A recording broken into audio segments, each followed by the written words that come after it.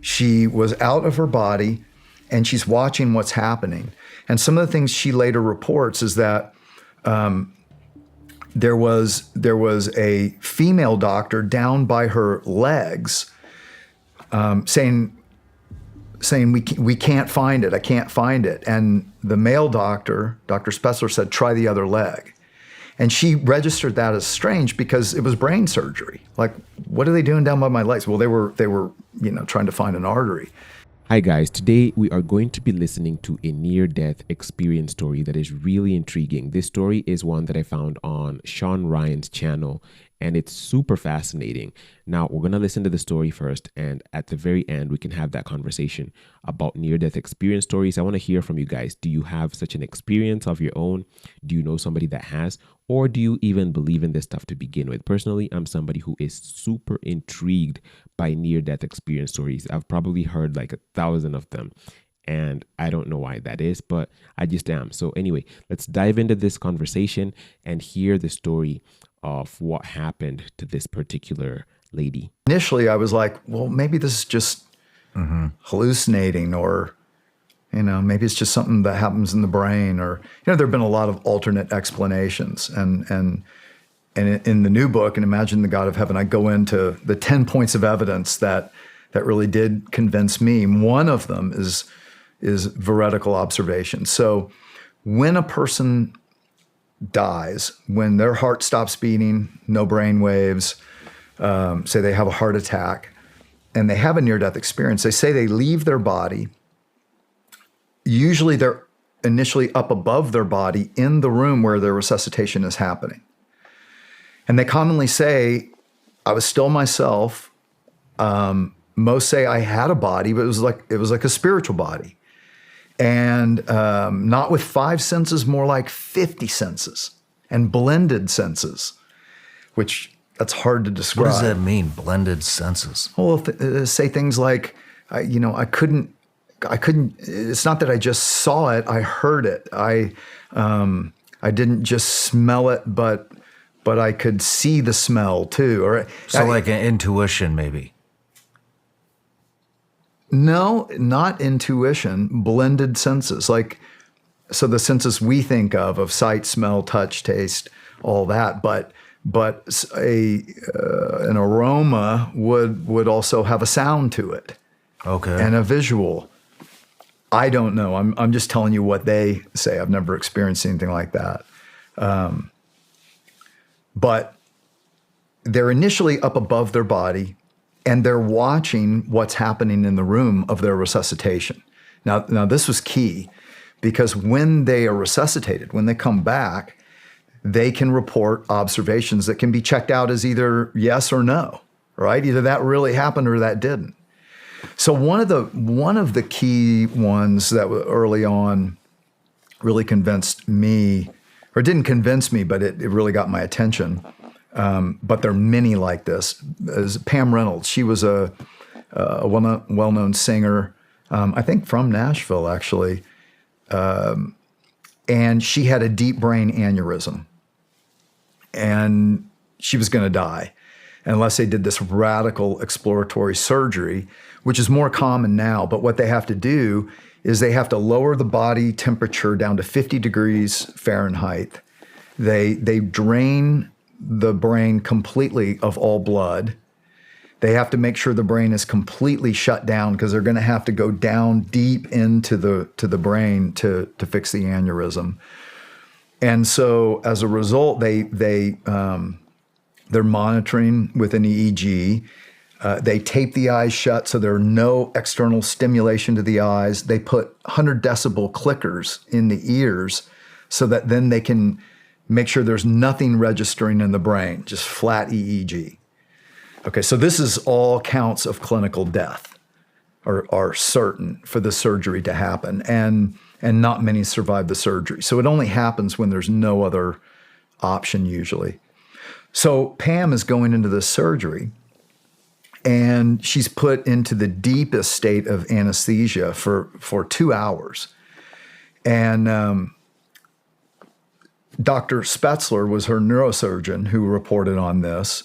Another a cardiologist that I interviewed, Dr. Sabum, also studied the case. There was a resident, Dr. Green, who has also testified because he was there when all this happened. So you've got medical doctors who are confirming what Pam ended up saying. Wow. Yeah.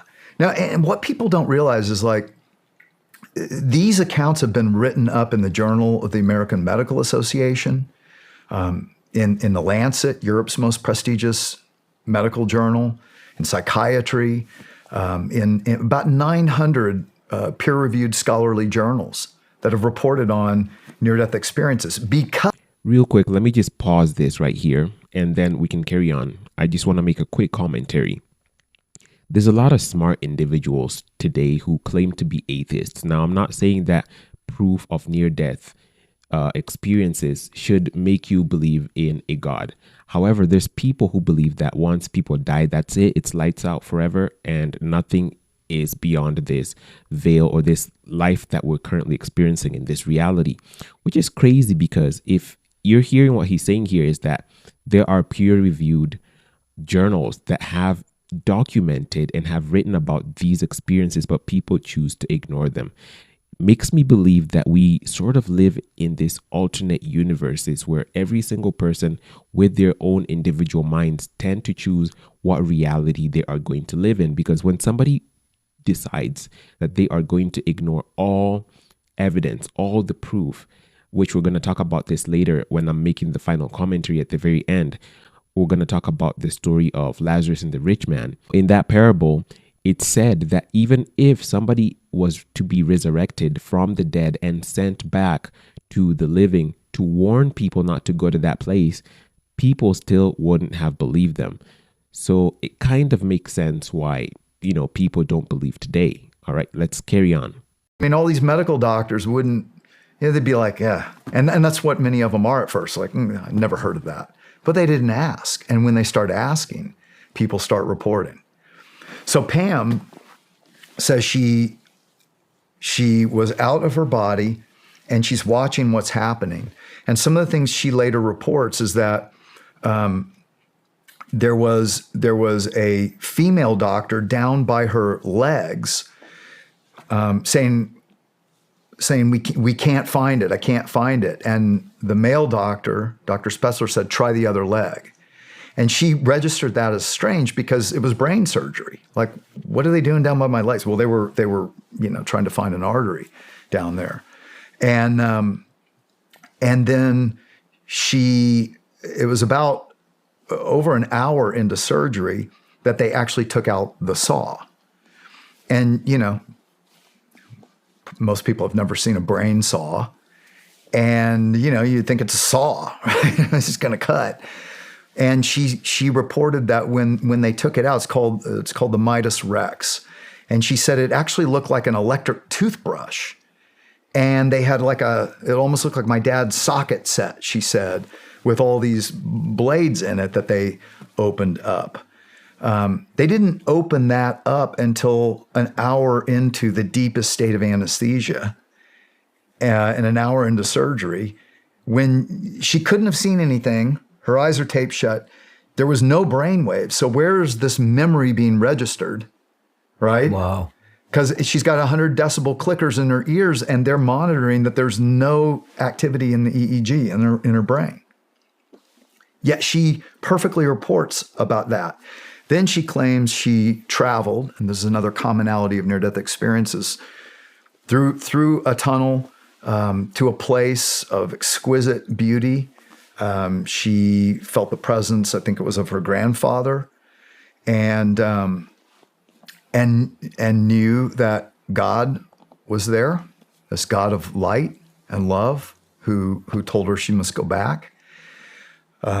She comes back, and as she's coming back, they're sewing her up and they're playing Hotel California. And she hears that. And then they shocked her to get her heart started again, not once, but twice. And she reports that. So when she is revived, all these things that she reports checked out. Now, you could say, oh, that's just, that's a good story, right? Who's she reporting this to? To the doctors. Is this right after surgery? Yeah. What are they saying? Well, I was just in a movie called After Death, which was just in the theaters this fall. And you can see Dr. Green, who was a resident there, and he says she reported things she should not have seen. Dr. Spetzler, who was the neurosurgeon, he's done interviews. He said the same thing. Dr. Sabum, who was also in the movie, he researched it and said, yeah, I mean, she should not have been able to report that. Now, that's not a one-off. That's the thing. So another cardiologist that I spoke with, Dr. Pim van Lommel in the Netherlands, in Holland, he was the one who actually wrote the case up in The Lancet, Europe's medical journal, of a man who was found dead in a park, brought in, or he didn't have a heartbeat. They brought him into the ER. They were going to shock him, but they had to intubate him because he wasn't breathing. And the nurse found dentures. So took the dentures out, put him in the lower drawer of the crash cart. They intubated him. They shocked him. They got his heart started again. But he never came to in the ER. They wheel him out, put him in another room. A week later, he comes to. And he's asking, where are his dentures? You lost my dentures. And then he sees the nurse in the hallway and says, wait, that nurse, get that nurse. That nurse knows where my dentures are. And then he explains that he was in the ER up above trying to get everybody's attention. And he described the doctors, how many were there, who was there, the nurses, what they were wearing, and how that nurse had taken his dentures out and put it in the lower drawer of the cart with all the bottles on it. And that's where they found his dentures. Wow. So he writes this up in The Lancet. Okay, guys, so I'm going to link the video to this in the description box below. If you want to go check it out on your own, you can do so.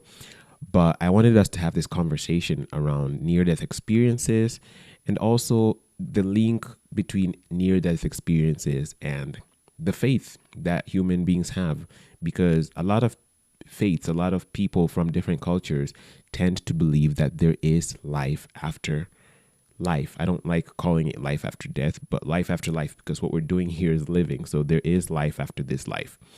Now, there's a story in the Bible that I wanted us to look at real quickly. It sort of explains why most people today, despite the fact that they've heard about near-death experiences, don't believe that there is life after life. So I want us to check that out. So this story is found in Luke chapter 16, verse 19. And it's Jesus is telling a parable here. There's debate as to whether this was a parable or whether it was a real thing, but that's not the point of it. The rich man and Lazarus. There was a rich man who was dressed in purple and fine linen and lived in luxury every single day. At his gate was laid a beggar named Lazarus, covered with sores, and longing to eat what fell from the rich man's table. Even the dogs came and licked his sores. The time came when the beggar died, and angels carried him to Abraham's side. The rich man also died and was buried. In Hades, where he was in torment, he looked up and saw Abraham far away with Lazarus by his side.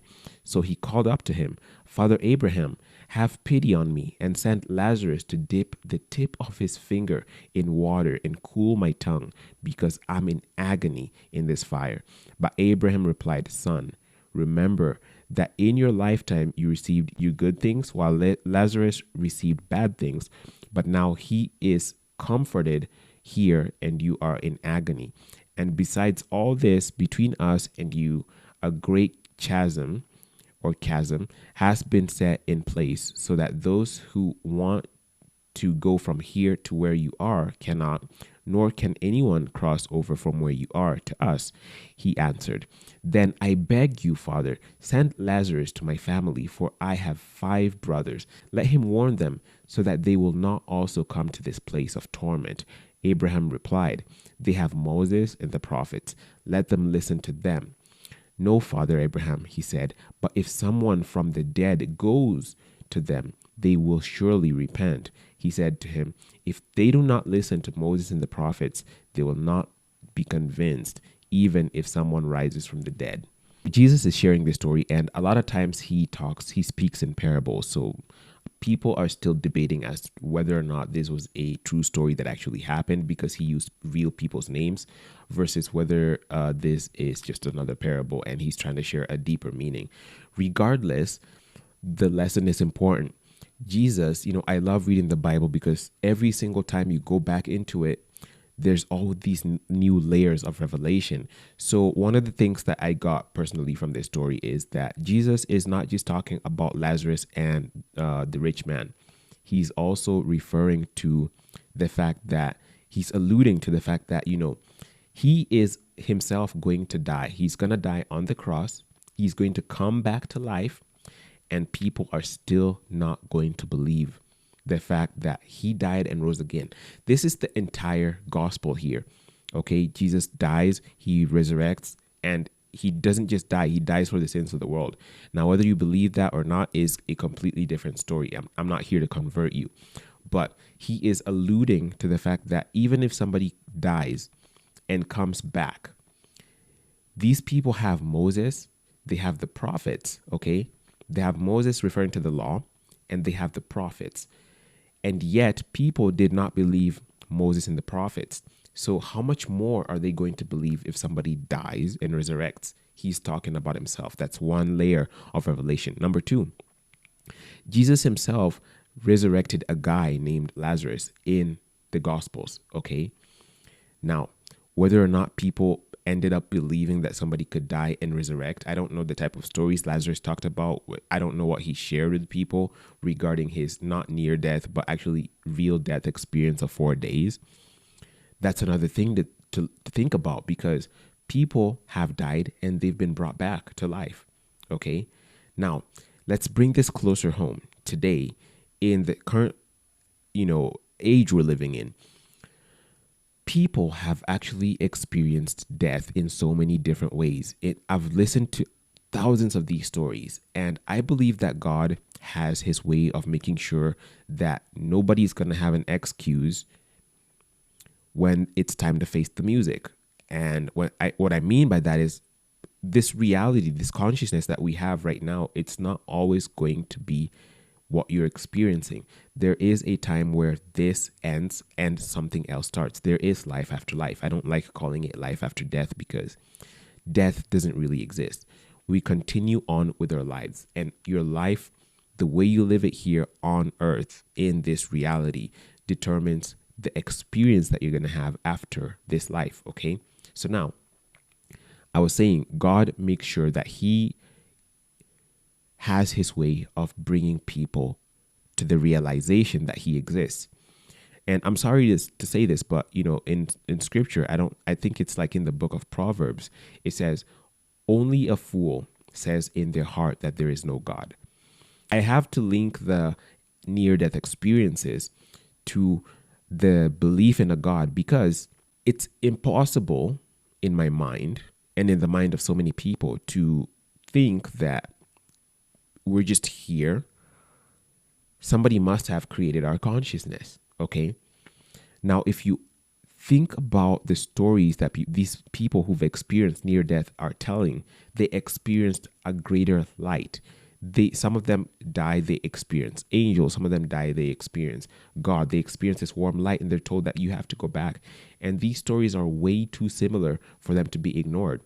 Now, God makes sure that whichever form of belief system you have, there's always a way of drawing your attention to the fact that he exists, so that you can come to the clue or consciousness or the awareness that there's more than what we're experiencing here. For example, if you're a scientist, if you're somebody who believes in science and not really, you're not into faith, or you're not into Christianity or whichever religion, God has made it possible for you to be in a position to encounter these stories from a scientific perspective.